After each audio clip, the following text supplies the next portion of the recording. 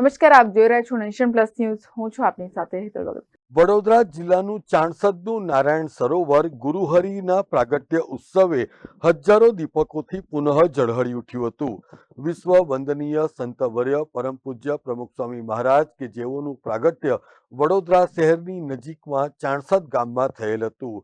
એમના પ્રાગટ્યને 103 વર્ષ થઈ રહ્યા છે, ત્યારે સમગ્ર વિશ્વમાં અનેકવિધ સ્થળોએ ભગવાન શ્રી રામના મંદિર આવેલા છે અને અયોધ્યામાં રામ જન્મભૂમિ મંદિર તે તમામમાં સિરમોર છે.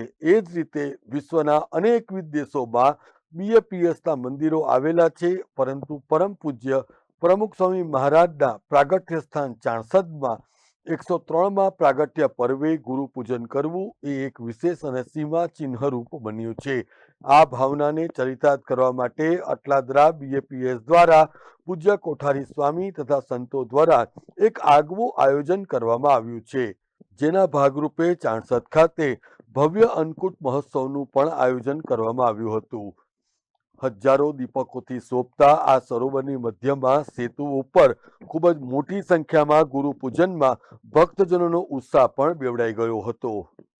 Bureau report, Nation Plus News, Chansad.